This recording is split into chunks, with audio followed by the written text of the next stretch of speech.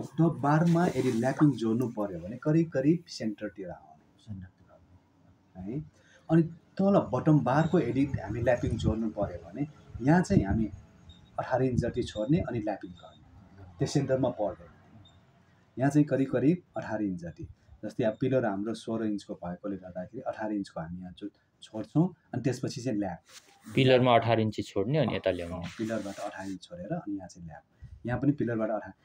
अनि तलको बटम बार कहिले पनि सेन्टरमा जोड्नु छैन। किन थाहा छ?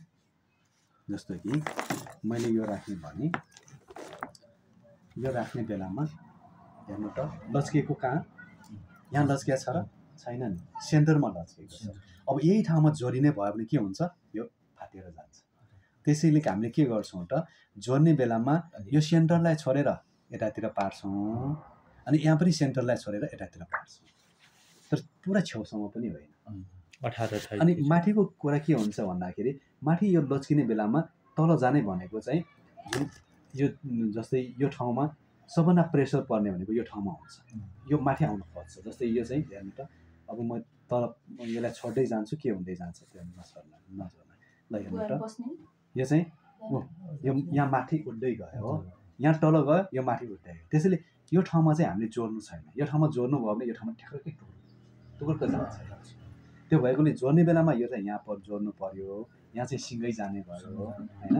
यो कुरा एउटा चाहिँ हजुर दाइहरूले चाहिँ अब गर्ने बेला ख्याल गर्नु पर्यो। अनि पिलरमा पनि त्यही कुरा, पिलरमा यो डन्डी भयो, अब हामी तल चाहिँ करिब 1.5 फिट छोड्छौँ, माथि 1.5 फिट छोड्छौँ, पिलरमा चाहिँ यो ठाउँमा चाहिँ हामी जोड्नु पर्यो। यो 1.5 फिट मानौँ 10 फिटको हाम्रो छ अरे, 10 फिटमा हाम्रो चाहिँ मानौँ अब 14 इन्चको चाहिँ बिम गयो, 14 इन्चको मुनि बाँकी भनेको चाहिँ हाम्रो करिब 9 फिटको अथवा 8 फिट 8.5 फिटको बाँकी हुन्छ। यहाँ चाहिँ 1.5 फिट यहाँ छोड्यो, यहाँ चाहिँ 1.5 फिट छोड्यो भने चाहिँ बिचमा 5 फिट बाँकी हुन्छ। अब हाम्रो पिलरमा डन्डी त 8वटा आएको छ, सबै पिलरको डन्डी चाहिँ एउटै तलामा हामीले कहिले पनि जोड्नु छैन। त्यही भएर मैले यो अल्टर गर्नु भनेको कारण यो 39 फिट छ भने ठ्याक्कै हाफ गर्ने अनि अर्को चाहिँ हामीले 3 टुक्रा गर्ने, अनि 3 टुक्रा गर्ने बित्तिकै अल्टर हुन आयो नि त होइन। अनि हामीले जोड्ने बेलामा यो तल्लामा हामी यसमा चाहिँ हामी 4वटा जोडिरहेका छौँ भने माथिको तल्लामा गएर चाहिँ मानौँ यो चाहिँ माथिको तल्ला, यसमा चाहिँ अर्को 4वटा सकेसम्म हामी यो चाहिँ मिलाउने। अब कुनै बेला मिलेन भने त्यो बेला हामी सल्लाह गर्छौँ। अनि सबैमा चाहिँ हामीले जहाँ हाम्रो ल्यापिङ हुन्छ त्यो ठाउँमा कम्पलसरी रूपमा अनिवार्य रूपमा चाहिँ हामीले रिङ चाहिँ 4-4 इन्चको राख्छ। बिममा पनि जहाँ हाम्रो ल्याप नहुने ठाउँमा 4 र 6 को गर्नु दाइहरूको आफ्नो हिसाबमै होइन। अनि नत्र भने चाहिँ जहाँ ल्याप आउँछ, ल्याप आउने बित्तिकै यो 4-6मा परेको छ भनेर नसोच्नु, 4-4 को है। अब हाम्रो पिलरमा त ल्याप त पर्छ एकैचोटि हामी सबै माथि उठाउन सक्दैछ, त्यो भएकोले गर्दा पिलरमा सबै रिङ नै 8 को बाँधिदिनुहोस्, 4 को बाँधिदिनुहोस्।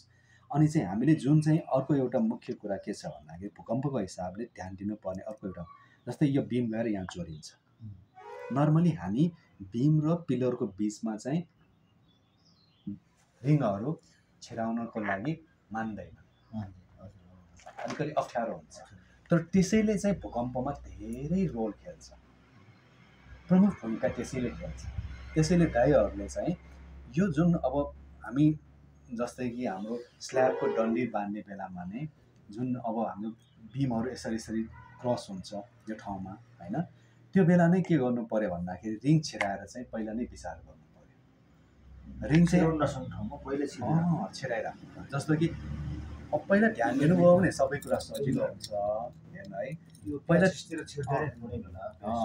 जस्तै कि अब हामी हुक राख्छौँ यसरी 2 फिटको नि छ त यहाँ उयो सानोमा, या त पहिला हाल्नुपर्छ कि होइन मैले बिमको कुरा गर्दैछु है।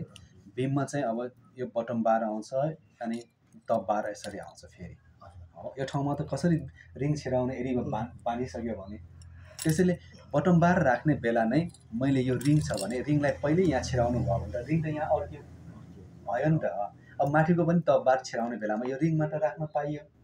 अब तपाईँले माथिको पनि राखिसक्नु भयो भने त यो रिङ त त्यहाँ तल छिर्नेवाला छँदै छैन। त्यसले यो चाहिँ हामीले ध्यान दिनुपर्छ। म हेर्न आउने बेला म तपाईँहरूको यो डन्डी बाँधेको म हेर्न आउने हुन्छु है। यो चाहिँ म मुख्य यो हेर्छु, किनकि यो भएन भने चाहिँ के हुन्छ भन्दाखेरि घर चाहिँ जतिसुकै मोटो मोटो डन्डी राखे तापनि त्यसको झाडु आउँदैन, महत्त्व हुँदैन। मोटो हुँदैन। त्यो भएकोले गर्दाखेरि हामीले चाहिँ यो बटम बार राख्ने बेलामा नै रिङ चाहिँ राखिसक्नु पर्यो अनि माथि राख्नु पर्यो। तलको रिङ डन्डी हालेपछि त्यसमा फेरि एउटा रिङ चाहिँ घुसिसक्नु पर्छ।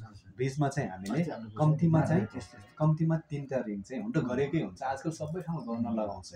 यो गर्नु नलगाइकन त खास भन्ने हो भने इन्जिनियरले अथवा नगरपालिकाले पनि पासै गर्दैन। हो यसमा पनि हामीले सबै देखाएका छौँ।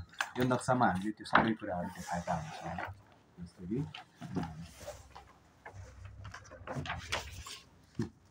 यो बटम बार यसरी माथि आएको भयो, यो टप बार तल आयो। यो भित्र पनि एउटा दुईटा 3टा रिङ देखाएको छ। यो 3टा रिङ चाहिँ हामीले ठ्याक्क राख्नुहोस् र अलिकति नजिक होस्। अलिकति यो ध्यान चाहिँ पहिले दिनुभयो भने चाहिँ सजिलो हुन्छ, नत्र यो डन्डी बाँधिसकेपछि त तपाईँले कसरी छिराउनु त चान्सै छैन। हामीले चाहिँ पिल्लरको चाहिँ पहिल्यै राखेको हुन्छ। पिलर त पहिले राखेकै।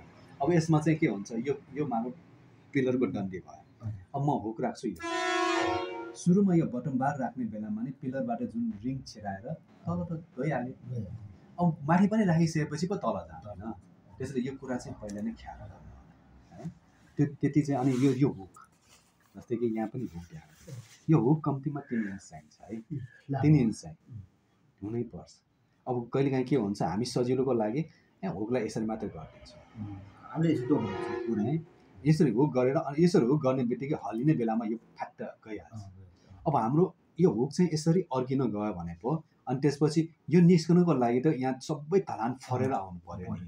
नत्र चाहिँ के हुन्छ, हाम्रो लागि क्लियर कभर भनेको जम्मा हुन्छ 1/2 इन्चको। 1/2 इन्च फुटाउनुलाई केही पनि बल लागेन। अब हाम्रो चाहिँ यदि यो हुक हुने भयो भने त हुकले त भित्रको त्यो सबै त्यो गयो, के अरे यो कङ्क्रिटलाई दिने भयो। अनि कङ्क्रिटै त्यो सबै फर्ने अवस्थामा त छँदैछ। त्यो बेला राम्रो भयो। तर अहिले हामीले गर्ने बेलामा यो थोरै हल्लिने बेलामा नै यो फुट्किने हिसाबको चाहिँ हुनु भयो। सिधै राख्नु पर्छ। त्यति चाहिँ हामीले चाहिँ याद गर्नु पर्यो है। कहीँ चाहिँ मैले धेरै देखाएको छु, सिधा राखिदिन्छ। अनि त्यो सिधा राखेको चाहिँ हाम्रो लागि स्ट्रक्चरको हिसाबले गर्न बराबर नहुने आउनुपर्छ क्या तपाईँहरू।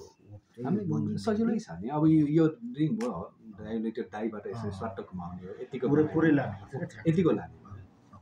अनि उताबाट पनि यतिको आउने बित्तिकै यहाँ यसरी एङ्गल मात्र लिनु भयो होइन, भित्र यो भित्र डन्डी मात्रै दुइटै यो एउटा मात्रै डन्डी छिर्छ कि यहाँ। त्यो हिसाबकै मात्रै छिर्छ। त्यो मिलाएर चाहिँ